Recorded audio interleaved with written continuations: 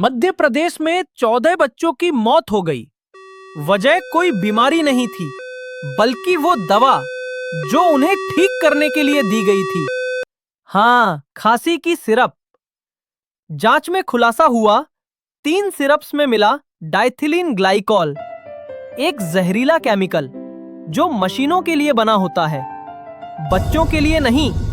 रेस्पी fresh में 1.3%, रीलाइफ में 0.6% और कोल्ड्रिफ में 48.6% डीईजी पाया गया, जबकि सीमा सिर्फ 0.1% होनी चाहिए थी। इस जहर से बच्चों को हुआ पेट दर्द, उल्टी, सिरदर्द और फिर किडनी फेल।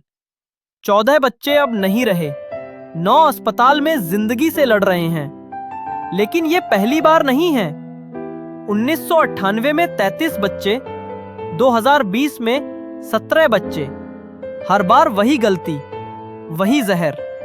दवा जिंदगी देने के लिए होती है, मौत का जरिया बनने के लिए नहीं। अब वक्त है जागने का। हर सिरप, हर दवा की जांच जरूरी है। शेयर करें ताकि अगली बार कोई बच्चा जहर ना पी ले।